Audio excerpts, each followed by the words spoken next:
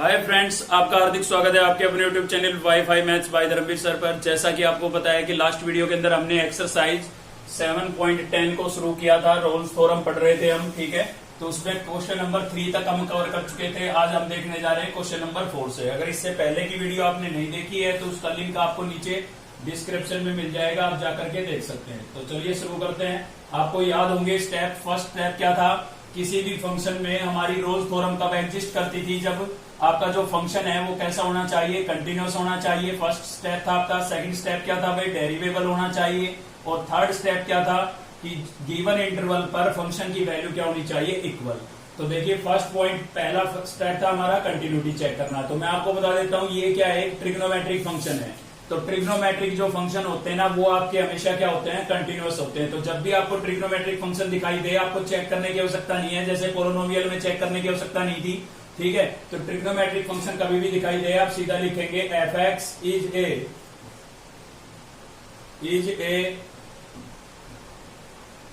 Trigonometric function, metric function. F x क्या है हमारा, एक ट्रिग्नोमेट्रिक फंक्शन है। और ट्रिग्नोमेट्रिक फंक्शन है तो कैसा होगा भाई, कंटिन्यूअस होगा। Hence continuous on closed interval.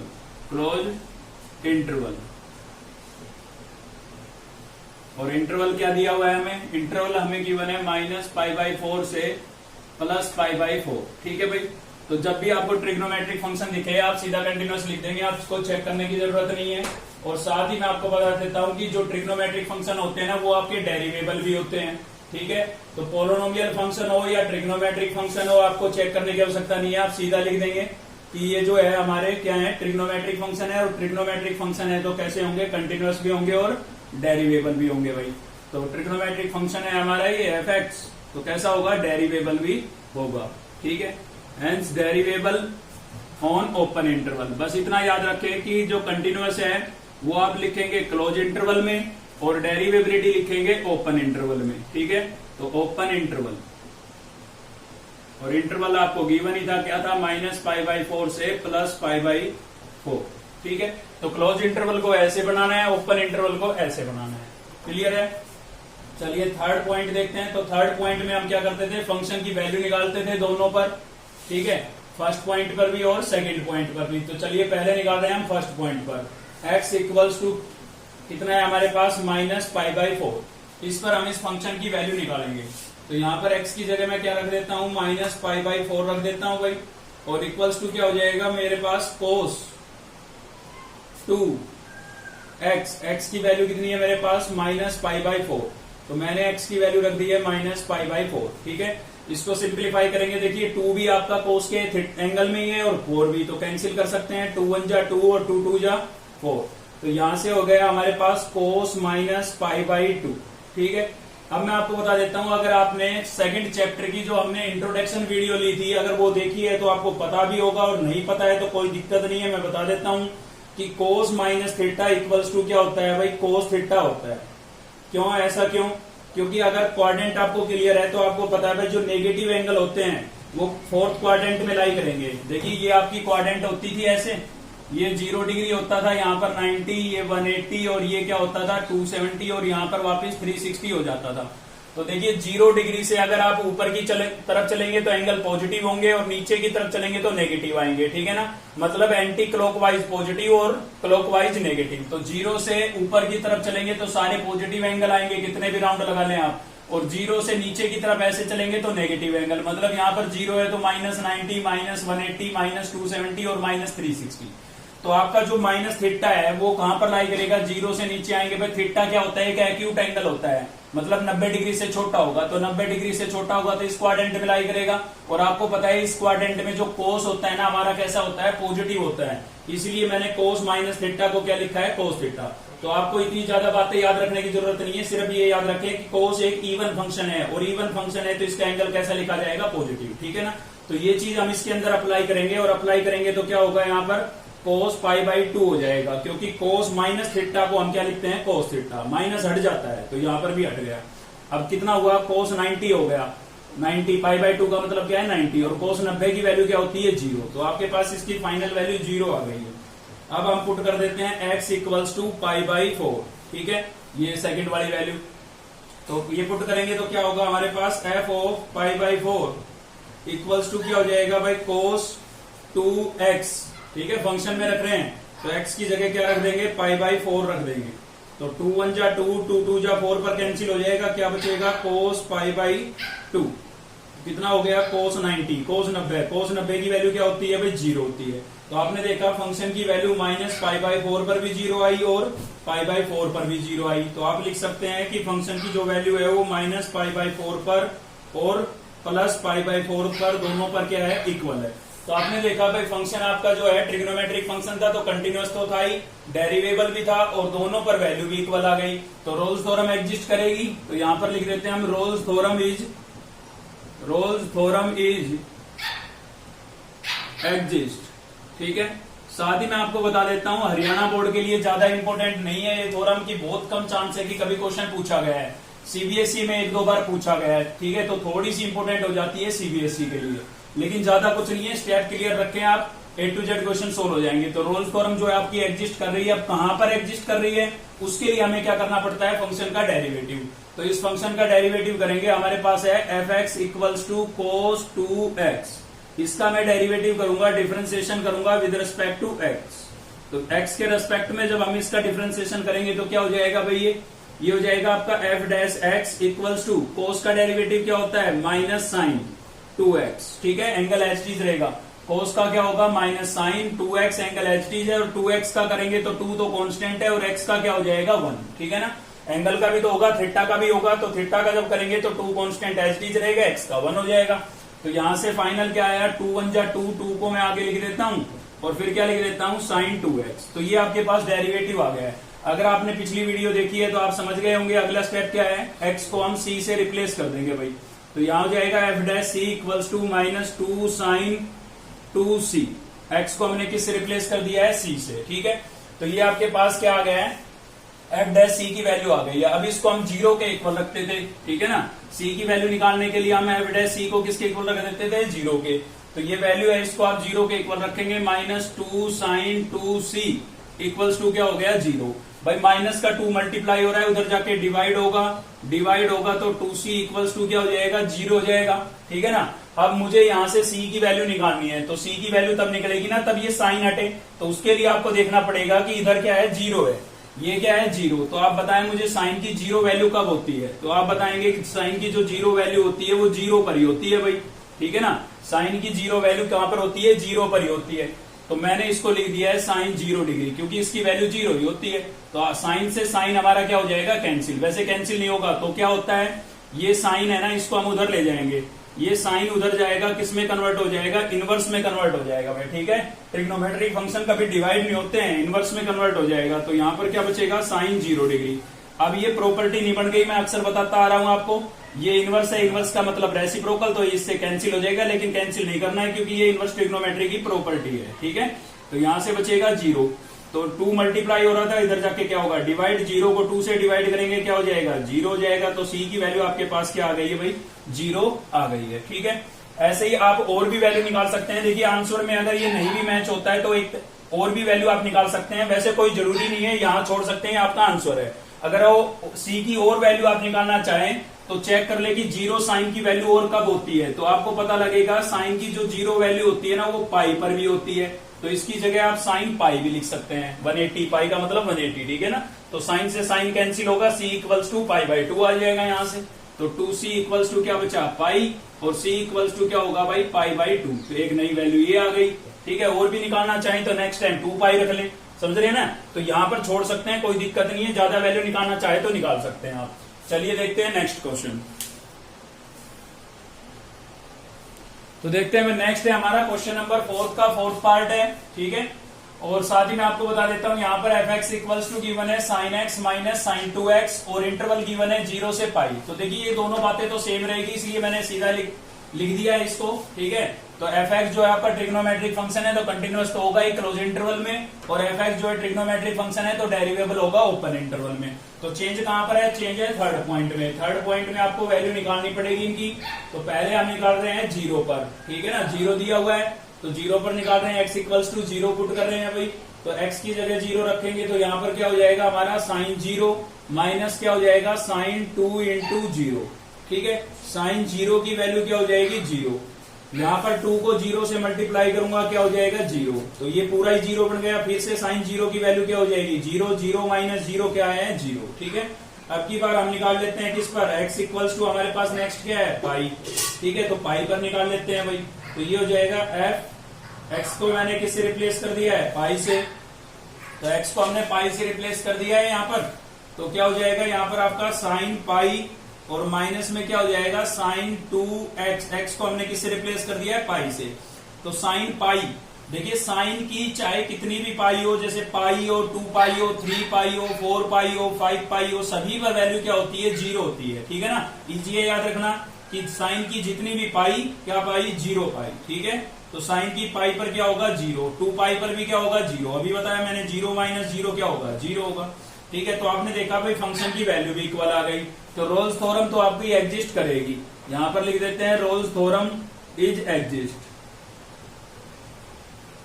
लेकिन एग्जिस्ट करेगी कहां पर, उसके लिए हमें क्या करना पड़ेगा, इसका डेरिवेटिव करना पड़ेगा। तो चलिए डेरिवेटिव कर देते हैं, f dash x equals to, यहां पर साइन का डेरिवेटिव क्या हो जाएगा हमारा कोस, माइनस यहां पर भी साइन का क्या हो जाएगा कोस 2x हो जाएगा, क्योंकि एंगल में 2x था और 2x का करेंगे तो कितना आएगा 2। तो इसको मैं कैसे लिख देता हूं, ये था हमारे पास कोस x, 2 मल्टीप्लाई में था, इसको मैं आगे लिख देता हूं और यहाँ पर क्या हो जाएगा कोस 2x। क्लियर है, ये आपका फर्स्ट डेरिवेटिव आ गया भाई। फर्स्ट डेरिवेटिव आने के बाद हम x को किससे रिप्लेस कर देते थे c से, तो यहाँ पर हो जाएगा आपका एफ डैश सी और यहाँ पर क्या होगा कोस c माइनस 2 कोस 2c, ठीक है, ये आ गया भाई। अब उसके बाद हम क्या करते थे, फर्स्ट डेरिवेटिव को किसके इक्वल रख देते थे 0 के इक्वल रख देते थे, ठीक है ना। एफ डैश सी को किसके इक्वल रख देते थे 0 के। तो यहाँ पर cos c minus 2 cos 2c equals to हमने क्या रख दिया 0, ठीक है भाई। अब देखिए इसको हम सिंप्लीफाई नहीं कर पाएंगे, क्यों नहीं कर पाएंगे, क्योंकि यहाँ पर एंगल है c और यहाँ पर एंगल क्या है 2c, तो एंगल सेम होने चाहिए। तो आपको एक ऐसा फॉर्मूला चाहिए जो कोस 2a में हो और एंगल हाफ होता हो। तो आपको याद आएगा भाई कोस 2a में एक हमारा फॉर्मूला था, कोस 2a का क्या था cos square a minus sine square a, ठीक है। ये मैं अप्लाई नहीं कर सकता हूं, क्यों नहीं कर सकता हूं, क्योंकि मुझे पूरी टर्म कोस में ही चाहिए ताकि एक क्वाड्रेटिक इक्वेशन बने और उसको मैं सिंप्लीफाई कर सकूं। तो इसमें तो साइन की टर्म आ रही है, कोई दिक्कत नहीं है। इसका एक फॉर्मूला और भी होता है, वो होता है आपका 2 कोस स्क्वायर a माइनस 1, ये यूज हो जाएगा क्योंकि इसमें केवल कोस की टर्म है और हमें कोस की चाहिए, क्योंकि ये वाली भी हमारी कोस की है ना, ठीक है। इसके अलावा इसके 2 रिजल्ट और भी होते हैं, 1 माइनस 2 साइन स्क्वायर, तो उसमें साइन आएगा इसलिए यूज नहीं कर सकते, और एक चौथा जो होता है वो होता है आपका tan में, तो उसको भी यूज नहीं कर पाएंगे। तो ऐसे आपको सोच लेना है, ठीक है ना। तो ये आपका कोस c एच डीज रहेगा माइनस 2 एच डीज है, और इसके अंदर मैं ये फॉर्मूला अप्लाई करूंगा सेकंड वाला। तो क्या लिखूंगा इसको 2 कोस स्क्वायर, और एंगल का हाफ होता है 2c का हाफ क्या हो जाएगा c, और माइनस 1 इक्वल्स टू 0, ठीक है। तो यहाँ पर एंगल में a लिखा था इसलिए a लिखा है, यहाँ पर एंगल में था 2c इसलिए मैंने क्या लिखा है c, ठीक है भाई। बाहर माइनस का साइन है, अंदर के साइन चेंज हो जाएंगे। तो यहाँ पर हो जाएगा आपका कोस c माइनस 2 को अंदर मल्टीप्लाई करूंगा, 2 2 जा कितना हो जाएगा 4, और यहाँ पर क्या हो गया आपका कोस स्क्वायर c, ठीक है। तो माइनस माइनस क्या हो जाएगा प्लस, और 2 1 जा 2, और इक्वल्स टू क्या हो गया भाई 0। अब देखिए यहाँ पर थोड़ा सा चेंज ये है, आपकी क्वाड्रेटिक इक्वेशन ही बनी है, लेकिन आपने जो 10th में पढ़ी है उसमें x होता था, यहाँ पर x की बजाय है कोस, ठीक है ना। वेरिएबल यहाँ पर आपका क्या है कोस। तो पहले चलिए इसको अकॉर्डिंग टू पावर लिखते हैं, 2 पावर वाली टर्म को पहले लिख देते हैं हम कोस स्क्वायर c, फिर लिख देते हैं प्लस कोस c, और प्लस क्या लिख देते हैं 2 इक्वल्स टू 0, ठीक है। तो ये आपके पास एक क्वाड्रेटिक इक्वेशन बन गई है कुछ ऐसी, ax square plus bx plus c equals to 0। तो x की बजाय हमारे पास क्या है कोस है, इतना याद रखें कि x की बजाय क्या है कोस, ठीक है। तो आप इससे जब कंपेयर कराएंगे तो a की वैल्यू तो कितनी हो गई -4, b की कितनी हो जाएगी भाई, b क्या होता है x के साथ मल्टीप्लाई में, लेकिन हमारे पास x की बजाय कोस है, तो कोस के मल्टीप्लाई में यहाँ पर कुछ है कुछ नहीं है, तो कितना लिखेंगे 1, और c जो होता है वो कांस्टेंट टर्म होती है जो अकेली है यहाँ पर, तो c की वैल्यू कितनी हो गई 2। ठीक है, तो ऐसे आप इसको क्वाड्रेटिक से कंपेयर करा के एबीसी की वैल्यू लिख सकते हैं। ठीक है, बिल्कुल आप सही समझ रहे हैं। यहाँ पर हम डिस्क्रिमिनेट मेथड लगाने जा रहे हैं, तो उसके लिए हमें डी निकालना होगा, और डी क्या होता है आपका बी स्क्वायर माइनस 4ac। ठीक है भाई, तो इसमें आप b की वैल्यू लिख दें। b की वैल्यू कितनी है मेरे पास 1, तो इसका स्क्वायर माइनस 4, a कितना है -4 और c कितना है 2। अगर इसके फैक्टर पॉसिबल होते तो हम फैक्टराइजेशन मेथड भी लगा सकते थे, क्लियर है, लेकिन पॉसिबल नहीं थे, इसलिए डिस्क्रिमिनेट लगाना पड़ा। तो यहाँ पर 1 का स्क्वायर करेंगे, 1 माइनस माइनस क्या हो जाएगा प्लस 4 4 जा 16, और 16 को 2 से मल्टीप्लाई करूंगा कितना हो जाएगा भाई 32। तो 32 प्लस 1 कितना हो गया है 33 हो गया। अब आपको याद आ रहा होगा कि फॉर्मूला जो होता था आपका होता था ये x equals to minus b plus minus root d upon 2a। ठीक है, तो ये अप्लाई करेंगे, लेकिन हमारे पास क्वेश्चन में x नहीं है, तो x की बजाय क्या है कोस, तो x की बजाय हम क्या लिखेंगे यहाँ पर कोस लिखेंगे, और उसका एंगल क्या था c। तो इक्वल्स टू माइनस बी, क्या लिखा है माइनस बी, तो b की वैल्यू कितनी थी 1, तो 1 लिख दिया मैंने, plus minus root d, d की वैल्यू कितनी आई भाई 33 अपॉन 2a, a आपका कितना था -4। ठीक है ना, तो यहां से आपके पास हो गया है कोस c इक्वल्स टू क्या हो गया है भाई -1 प्लस माइनस रूट 33 अपॉन में कितना हो जाएगा 2 4 जा 8 -8। ठीक है, तो ये कोस c की वैल्यू आ गई। देखिए एक तरीका तो ये है, यहां से आप कोस को उधर भेजे, क्योंकि हमें तो c की वैल्यू निकालनी है, तो कोस इधर जाएगा किस में कन्वर्ट हो जाएगा इनवर्स में, और -1 प्लस माइनस रूट कितना बचेगा 33 अपॉन में कितना बच जाएगा, अपॉन में बच जाएगा -8। ठीक है, तो यहां पर आप अपना आंसर छोड़ सकते हैं। अगर आप इससे ज्यादा सोल्व करना चाहते हैं तो आप क्या करेंगे 33 का निकालेंगे स्क्वायर रूट डेसिमल में, 2 डेसिमल प्लेस तक निकाल लें, और एक बार इसके साथ ऐड कर दें, एक बार क्या कर देंगे सब्ट्रैक्ट, तो c की डबल वैल्यू आपके पास आ जाएगी। ठीक है, वह यहां पर भी छोड़ देते हैं तो कोई दिक्कत नहीं है, क्लियर है। चलिए देखते हैं नेक्स्ट क्वेश्चन। तो नेक्स्ट है भाई हमारा क्वेश्चन नंबर 5। क्या करना है हमें, verify Rolle's theorem, Rolle's theorem को वेरीफाई करना है। ठीक है, फंक्शन आपको गिवन है और इंटरवल दिया हुआ है ए बी। ठीक है, तो चलिए देखते हैं यहाँ पर। तो सबसे पहले हमें f x equals to given है भाई, एफ एक्स इक्वल्स टू हमारे पास है log of x square plus a b upon a plus b into x. ठीक है, ये फंक्शन गिवन है, तो इसमें हम लोगरिथम की प्रॉपर्टी लगा लेते हैं पहले।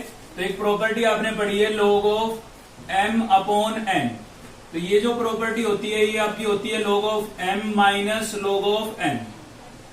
ये प्रॉपर्टी हम इसके अंदर अप्लाई कर रहे हैं भाई। तो यहां पर क्या होगा log ऑफ m, m क्या होगा आपका न्यूमिनेटर, तो x square plus a b minus log of denominator यानी कि a plus b into x. अब देखिए यहां पर आपको दो टर्म इंटू में नजर आ रही है, तो इंटू में नजर आ रही है तो हम m इंटू एन की प्रॉपर्टी भी अप्लाई कर सकते हैं। तो यहां पर हम लिखेंगे log of m plus log of n।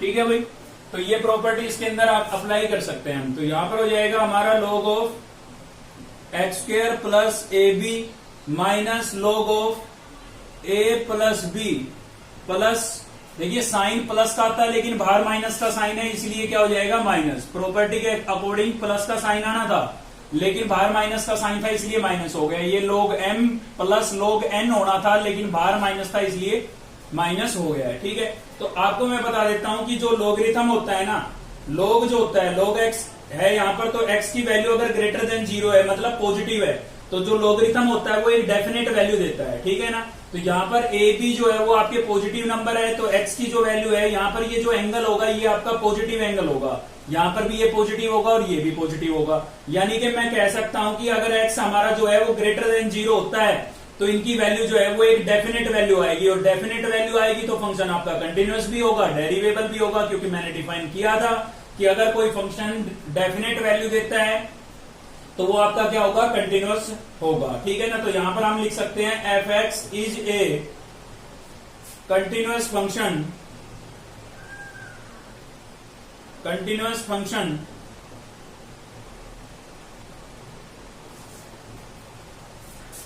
Eight x greater than 0।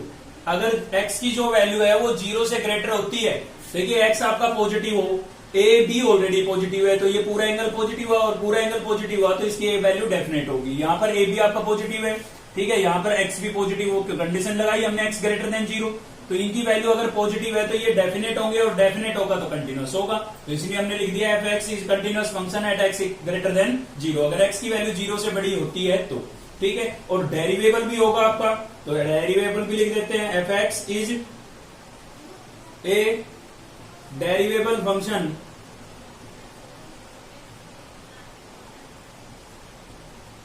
Eight x greater than 0। दो बातें हो गई हमारी। थर्ड बात क्या थी भाई? फर्स्ट ये हो गई है, सेकंड ये हो गई है। तो थर्ड बात क्या थी? थर्ड बात में आपको क्या करना था?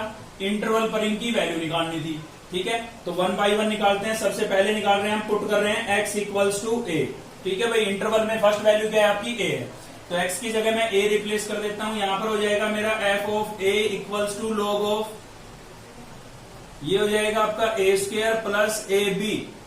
x को मैंने किससे रिप्लेस कर दिया है? a से, ठीक है ना। ऐसे ही डिनोमिनेटर में क्या होगा? a प्लस बी, और x को मैं किससे रिप्लेस कर देता हूं? a से।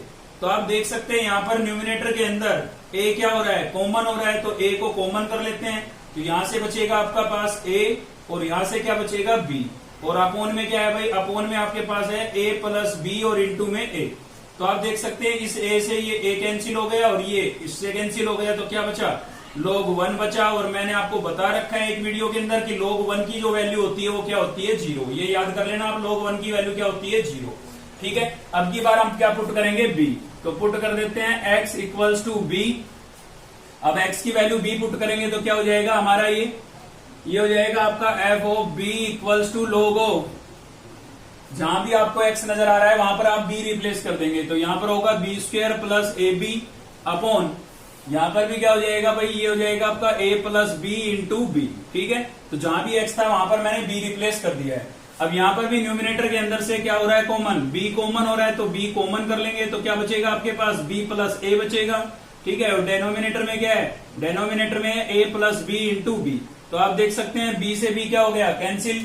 और ध्यान से देखें कि b प्लस a और a प्लस b दोनों एक ही तो बातें हैं, तो ये भी कैंसिल हो जाएंगे। क्या बचेगा? log 1 बचेगा, और log 1 की वैल्यू क्या होती है? 0। तो आप देख सकते हैं दोनों पर वैल्यू इक्वल आई, और कंटिन्यूअस डेरिवेबल भी था हमारा फंक्शन। तो रोल्स थ्योरम आपकी एग्जिस्ट तो करेगी भाई। Rolle's theorem is exist,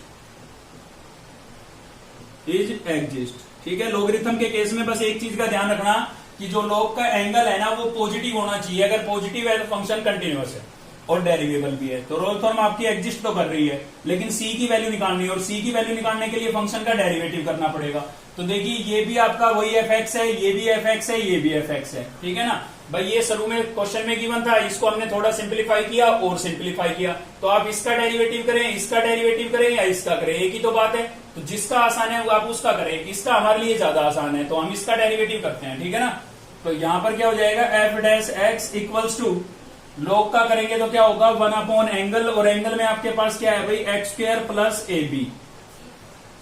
sorry angle का करेंगे, अब एंगल का करेंगे तो क्या होगा? एक्स स्क्वायर का तो हो जाएगा 2x, ठीक है, और ए बी का क्या हो जाएगा? 0। आगे की टर्म नहीं है तो इसका क्या हो जाएगा? 0 हो जाएगा।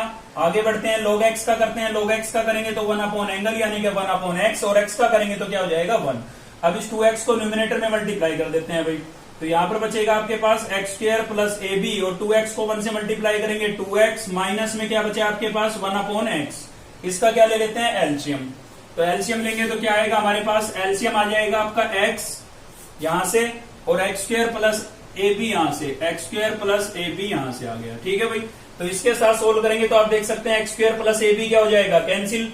तो क्या बचा एलसीएम में? x बचा, और ऊपर क्या बचा है? 2x। 2x को x से मल्टीप्लाई करेंगे 2x स्क्वायर हो जाएगा, ठीक है ना। बीच में माइनस का साइन था, माइनस का साइन लगा दिया हमने। इसके साथ सोल्व करेंगे तो x कैंसिल हो जाएगा, ये टर्म बचेगी। इसको 1 से मल्टीप्लाई करके न्यूमिनेटर में लिखेंगे, लेकिन बाहर माइनस का साइन है तो अंदर के साइन क्या हो जाएंगे? चेंज। तो एक्स स्क्वायर माइनस क्या हो जाएगा भाई? ए बी हो जाएगा। यहां तक क्लियर है। अब देखिए न्यूमिनेटर में प्लस का 2x स्क्वायर और माइनस का एक्स स्क्वायर, तो प्लस का एक्स स्क्वायर बच गया, प्लस का 2 था, माइनस का 1 था, और माइनस में क्या बचा है? A B. अपोन में क्या बचा हुआ है? x into x square plus a b बचा हुआ है भाई, ठीक है। तो ये आपके पास एफ डैश एक्स की वैल्यू आ गई। अब आप x को किससे रिप्लेस कर देंगे? c से। तो x को c से रिप्लेस करेंगे तो क्या हो जाएगा? F dash c equals to c square minus a b upon c into c square plus a b. जहां भी x था वहां पर मैंने c रख दिया है, ठीक है। अब आप क्या करेंगे, एफ डैश सी को 0 के इक्वल रख देंगे, स्टेप वही है, ठीक है ना। तो इसको 0 के इक्वल रखेंगे तो क्या हो जाएगा हमारे पास, c square minus a b upon में c into c square plus a b, ठीक है, और इक्वल्स टू क्या हो जाएगा 0, ठीक है। ये अपॉन की टर्म है, इधर जाएगी क्या हो जाएगी 0 हो जाएगी, तो यहां पर बचेगा c square minus a b equals to 0, और माइनस का ए बी है, इधर जाएगा किसका हो जाएगा भाई, प्लस का हो जाएगा, ठीक है ना। स्क्वायर को उधर भेजेंगे, किसमें चेंज होगा, रूट में, तो प्लस माइनस का साइन भी आता है। तो सी की वैल्यू आपके पास आ गई है plus minus root a b, जो कि आपका क्या हो जाएगा, आंसर हो जाएगा, ठीक है। तो स्टेप सेम रखने हैं, कोई चेंज ही नहीं है। कंटिन्यूअस बताएं, डेरिवेबल बताएं, और इंटरवल पर दोनों पर वैल्यू निकालें। अगर इक्वल आती है तो रोज थ्योरम एग्जिस्ट करेगी, फर्स्ट डेरिवेटिव करके एक्स को सी से रिप्लेस करके और सी की वैल्यू फाइंड आउट कर दें, ठीक है ना। चलिए देखते हैं एक क्वेश्चन और। तो नेक्स्ट है हमारा भाई क्वेश्चन नंबर 6 का फर्स्ट पार्ट देख रहे हैं हम, ठीक है। एफ एक्स इक्वल्स टू आपको गिवन है e raise to power 1 minus x square, और इंटरवल आपको ये गिवन है।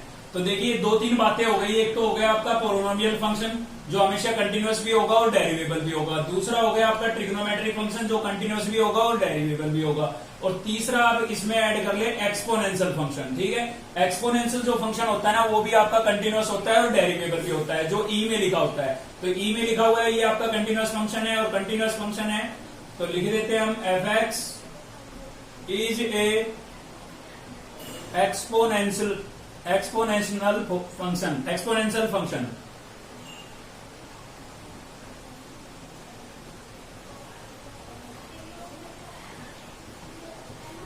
फंक्शन। तो क्या होगा, कंटिन्यूअस होगा आपका ये, हेंस कंटिन्यूअस